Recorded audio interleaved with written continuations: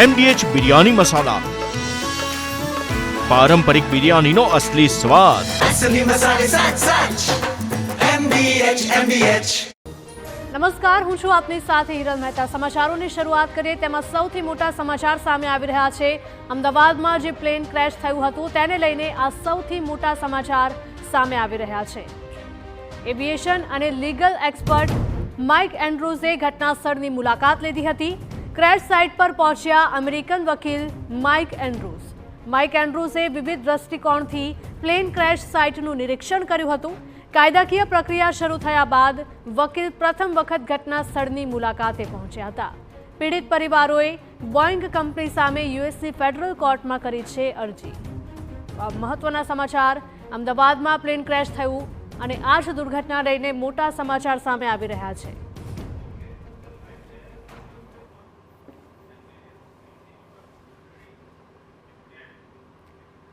તો આજ મુદ્દે અમારા સંવાદદાતા રોનક વર્મા લાઈવ જોડાયા છે. રોનક, જણાવશો કે એવિએશન અને લીગલ એક્સપર્ટ માઇક એન્ડ્રુઝે આ ઘટના સ્થળની મુલાકાત લીધી હતી.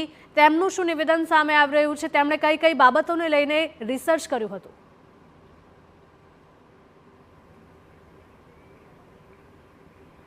બિલકુલથી 2 મહિના અગાઉ અમદાવાદના મેઘાણીનગરમાં પ્લેન તૂટી પડવાની જે દુર્ઘટના સામે આવી હતી તેમાં 300થી વધુ લોકોએ પોતાનો જીવ ગુમાવ્યો હતો અને ત્યારબાદથી જ જે વિવિધ તપાસ સંસ્થાઓ હોય, એ ચાહે ભારતીય તપાસ સંસ્થા હોય કે પછી અમેરિકાની તપાસ સંસ્થા હોય, આ સમગ્ર મામલે વિવિધ અહેવાલો છે તે તૈયાર કરી રહી છે. આ તમામ બાબતો વચ્ચે એક પ્રાઇમરી રિપોર્ટ છે તે આવ્યો હતો અને તેમાં જે વિમાનની એન્જિન ફ્યુઅલ સ્વિચ બંધ થવાના કારણે જે એન્જિન છે તે બંધ થયા હતા. પરિણામે જે ઉડાન ભરતાની સાથે જે એર ઇન્ડિયાનું વિમાન છે તેણે દુર્ઘટનાગ્રસ્ત થયું હતું. આ તમામ બાબતો કે જેમાં 300થી વધુ લોકોએ પોતાના જીવ ગુમાવ્યા હતા, તેમાં તેમના પરિજનો છે તેમને ક્યાંક ન્યાય મળે તે હેતુથી હવે જે કાયદાકીય કાર્યવાહી છે તે સતત આગળ વધી રહી છે. અમેરિકાની ફેડરલ કોર્ટમાં એક દાવો છે તે પણ દાખલ કરવામાં આવ્યો છે, જેમાં જે લીગલ અને એવિએશન એક્સપર્ટ છે માઇક એન્ડ્રુઝ, તેમના તરફથી આ જે કાયદાકીય લડત છે તે પણ લડવામાં આવી રહી છે. આ લડતને વધુ મજબૂત કરવા માટે તેઓ ખુદ ગુજરાતની મુલાકાતે આવ્યા છે, જેમાં તેમણે જે પ્લેન ક્રેશ સાઇટ છે તેની મુલાકાત લીધી છે અને તેનું એક વિશ્લેષણ છે તે તૈયાર કર્યું છે.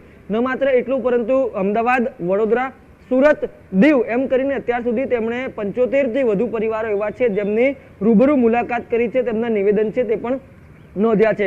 આ તમામ એવા લોકો છે જેમને સીધા પક્ષકાર છે આ તમામ કેસમાં બનાવવામાં આવી શકે છે અને તેમની જે પણ વાત છે તેમને સીધા જ અમેરિકાની કોર્ટમાં મુકાઈ શકે છે. એટલે કે તમામ જે લીગલ વાતો છે તે તમામ અહેવાલ છે તે તૈયાર કરવામાં આવી રહ્યા છે. કેવી રીતે કેસને મજબૂત કરવામાં આવી શકે, કેમ કે આ એક વખત નથી, જે બોઈંગ છે તેની સામે અનેક ફરિયાદો અગાઉ પણ મળી ચૂકી છે અને આ જ તમામ ફરિયાદો એક સાથે ભેગી કરીને અથવા તો પછી જે અમદાવાદ પ્લેન ક્રેશ દુર્ઘટના છે તેમાં જે સાચું કારણ પ્લેન ક્રેશનું શું હતું તે જાણી શકાય, તેના માટે પણ એક વિનંતી છે તે પણ અનેક વખત કરવામાં આવી રહી છે. પરંતુ જે હજુ પણ ચોખવટ છે કે પ્લેન ક્રેશ શા માટે થયું હતું, કયા કારણસર થયું હતું, તે નથી આવી રહી અને પરિવારો ક્યાંક ને ક્યાંક અન્યાયનો સામનો કરી રહ્યા છે અને તે જ કારણોસર હવે જે કાયદાકીય લડત છે તે સતત આગળ વધી છે અને જે એડવાઇઝર છે, લીગલ એક્સપર્ટ છે, તે હવે અત્યારે ગુજરાતની મુલાકાતે છે.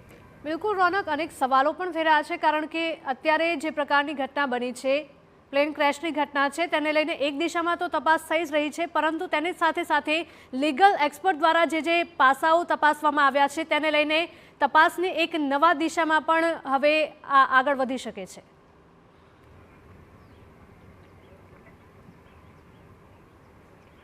સ્વાભાવિક રીતે જે તપાસ સંસ્થા હોય છે તે સ્વતંત્ર રીતે તપાસ તો કરતી હોય છે, પરંતુ જ્યારે કોઈ પણ કેસ છે તેને કાયદાકીય સ્વરૂપ મળે છે ત્યારે તેની ગંભીરતા છે તે હજુ પણ વધી જાય છે. અત્યાર સુધી આપણે જોયું કે DGCA તરફથી અલગ અલગ જે તપાસ છે તે કરવાના આદેશ આપવામાં આવ્યા હતા. આ ઉપરાંત એર ઇન્ડિયા પોતાની રીતે પણ તપાસ કરાવતું હતું. આ ઉપરાંત AAIB છે તે પણ જે પ્રાઇમરી રિપોર્ટ છે અકસ્માતનો તે પણ રજૂ કરી ચૂક્યું છે. આ ઉપરાંત બોઈંગની પણ કંપની છે તે અમદાવાદ અગાઉ આવી ચૂકી છે અને તેમના કર્મચારીઓ દ્વારા જે પ્રાઇમરી રિપોર્ટ છે તે પણ આપવામાં આવ્યો છે.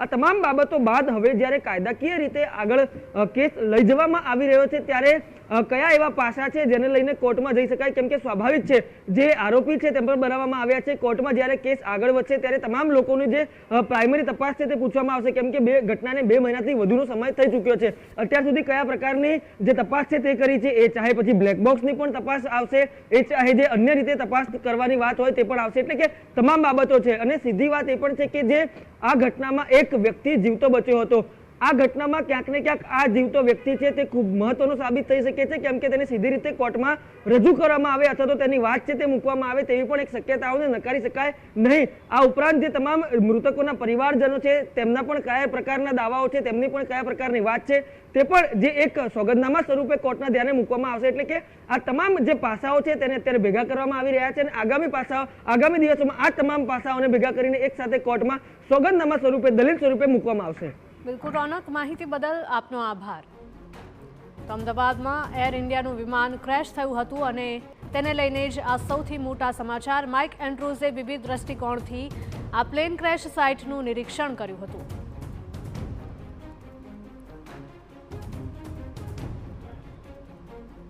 MDH કિચન કિંગ મસાલા રસોડામાં હોય તો આપણે કંઈ પણ બનાવી શકીએ છીએ. રીંગણાનો ઓળો, બટેટા ફુલાવર, ભીંડી મસાલા અને બીજું ઘણું બધું. MDH